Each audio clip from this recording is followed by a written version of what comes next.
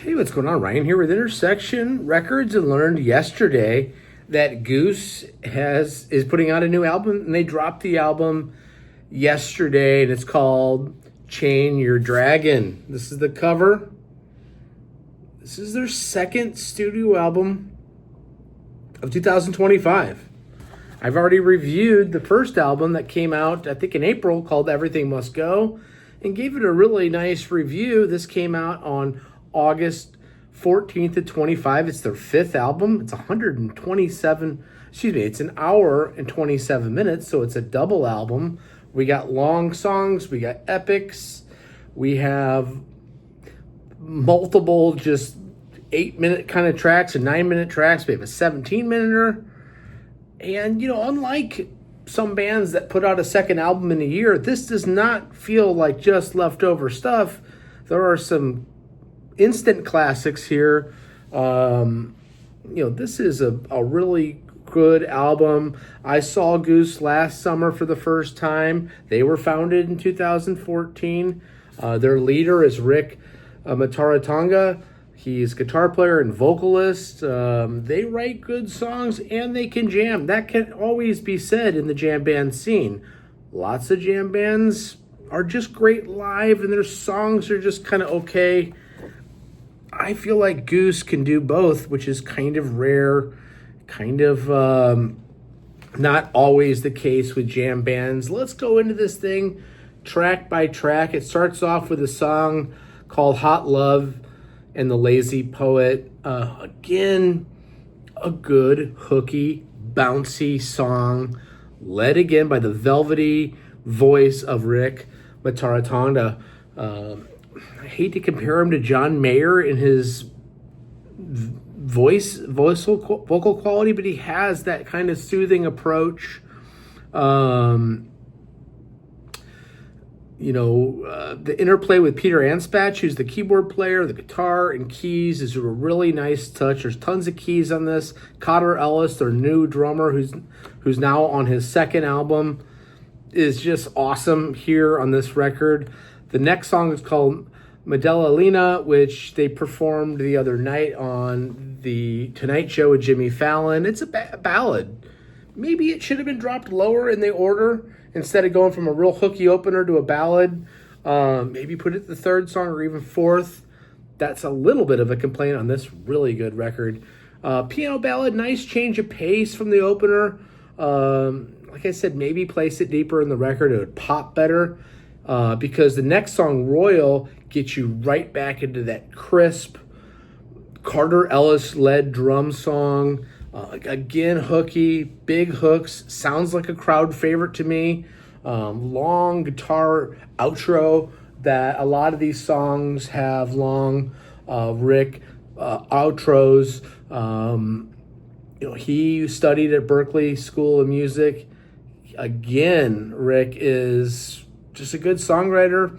He does have a songwriting partner in Matt Campbell. It's unclear to me this early on who co-writes what, but I think that Matt Campbell and Mataratanga, by the way, leave in the comments if what people call Rick. Do they call him Mataratanga?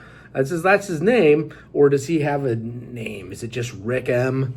Or are we gonna come up with a nickname here? By the way, thanks for subscribing to my channel. Thanks for liking these videos. We only talk about great music every day here on Intersection Records. Royal is a great third song. Love that song. Turbulence and The Night Rays is next. We're now 4 songs deep and we are winner. This song is a little more complex, a little proggy in the intro. Just a fantastic, that kind of slow builds towards the middle, towards the end. It's a 9-minute song, but you're never bored. And yeah, it's kind of a cliche to give us 5 minutes of song and 4 minutes of outro guitar jamming, but it works because his note choices are good and you're not bored with these songs. And I can only imagine they're going to work really well on the stage. Turbulence and The Night Rays is one of my favorite tracks. Echo of the Rose is next. Sounds like early 2000s Steely Dan a little bit, like Two Against Nature.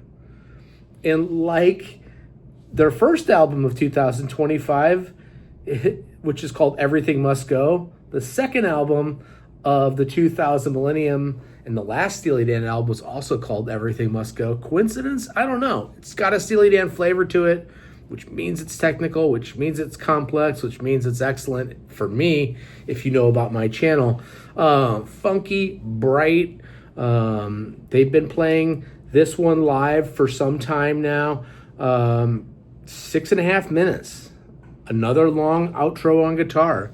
But not just a jam song. Again, nice complex writing as well. Mr. Action is next. Great lyrics describing who this Mr. Action guy is. So damn good.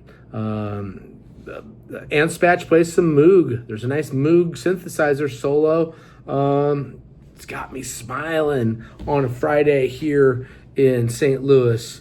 There's a little 46-second interlude piece that's just in quotation marks. There's no song title. It's just quotes.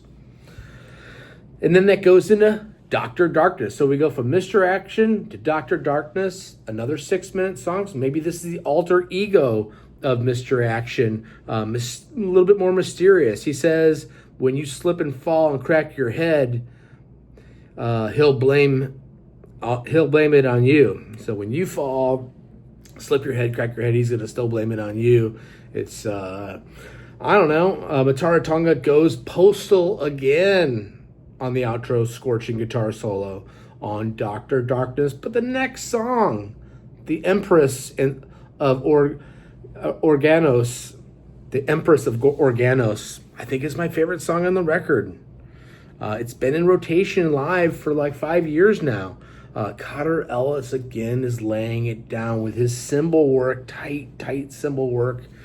Bass player Trevor Weeks really accompanying Ellis well, and that rhythm section really rocks. There's some Wurlitzer piano by Anspatch. There's some synths. There's some clavinet.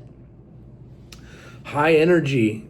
This isn't an album for people that are addicted to grief and negativity. This is a fun record that makes you feel good. It makes me feel good. That's a 10-minute song that is not just fluff piece of 10-minute jamming.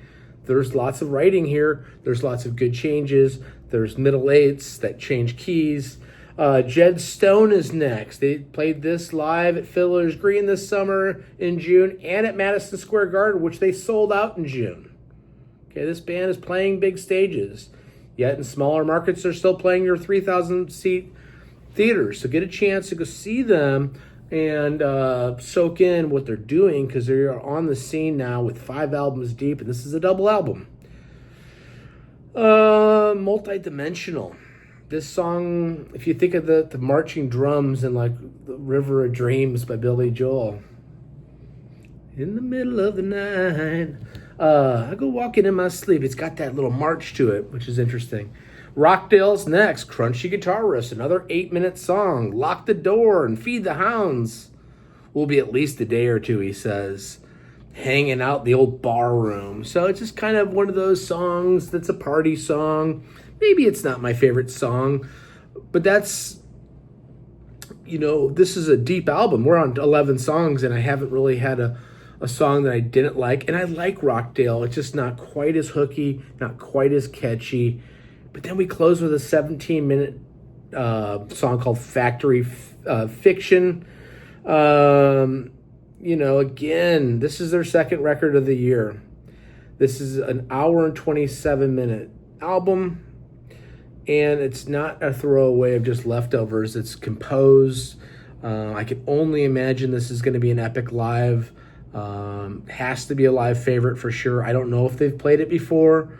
But it's a really, really cool song. It does have a segment that gets jammy and almost spacey, to where of these 17 minutes, 5 minutes or so after the 8-minute mark, there's a true space section that's less composed and a little bit more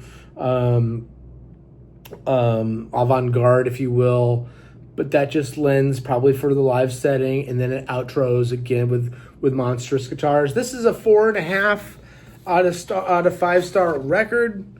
God, I hope I've been giving out good record ratings lately.